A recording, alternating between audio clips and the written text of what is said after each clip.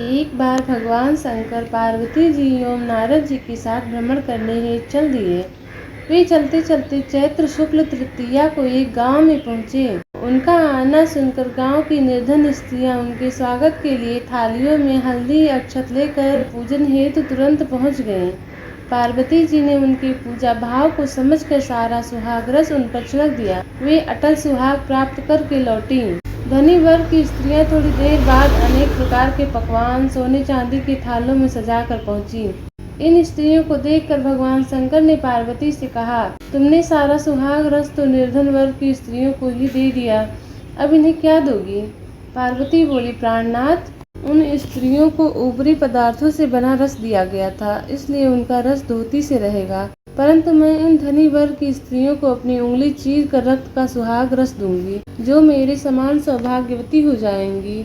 जब इन स्त्रियों ने पूजन समाप्त कर लिया, तब पार्वती जी ने अपनी उंगली चीर कर उस रक्त को उन पर छिड़क, जिस पर जैसे छींटे पड़े उसने वैसा ही सुहाग पा लिया। इसके बाद पार्वती जी ने पति भगवान शंकर से आज्ञा लेकर नदी में स्नान करने चली गई। स्नान करने के पश्चात बालू शिव जी की मूर्ति बनाकर भोजन किया, भोग लगाया तथा प्रदक्षिणा करके 2 कड़ों का प्रसाद खाकर मस्तक पर टीका लगाया। उसी समय पार्थिव लिंग से शिव जी प्रकट हुए तथा पार्वती को वरदान दिया, आज के दिन जो स्त्री मेरा पूजन और तुम्हारा व्रत करेगी उसका पति चिरंजीवी रहेगा तथा मोक्ष को प्राप्त होगा। भगवान शिव यह वरदान देकर अंतर्ध्यान हो गए। इतना सब करते करते पार्वती जी को काफी समय लग गया। पार्वती जी नदी के तट से चलकर उस स्थान पर आ गई जहाँ पर भगवान शंकर और नारद जी को छोड़कर गई थी। शिव जी ने विलंब से आने का कारण पूछा तो इस पर पार्वती जी बोली, मेरे भाई भावज नदी किनारे मिल गए थे, उन्होंने मुझसे दूध भात खाने तथा ठहरने का आग्रह किया,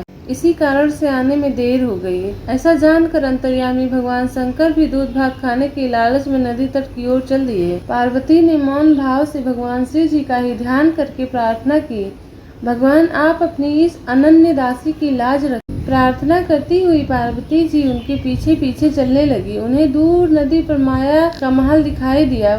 वहाँ महल के अंदर शिव जी के साले सहलज ने शिव पार्वती का स्वागत किया। वे 2 दिन वहाँ रहे। तीसरे दिन पार्वती जी ने शिव जी से चलने के लिए कहा तो भगवान शिव चलने को तैयार न हुए। तब पार्वती जी रूठकर अकेली ही चल दी। ऐसी परिस्थिति में भगवान शिव को भी पार्वती के साथ चलना पड़ा। नारद जी भी साथ चल दिए। चलते चलते भगवान शंकर बोले, मैं तुम्हारे मायके में अपनी माला भूल आया हूँ। माला लाने के लिए पार्वती जी तैयार हुई तो भगवान ने पार्वती जी को न भेजकर नारद जी को भेजा। वहाँ पहुँचने पर नारद जी को कोई महल नजर नहीं आया। वहाँ दूर दूर तक जंगल ही जंगल था। सहसा बिजली कौंधी। नारद जी को शिव जी की माला एक पेड़ पर टंगी दिखाई दी। नारद जी ने माला उतारी और शिव जी के पास पहुंचकर यात्रा का कष्ट बताने लगे।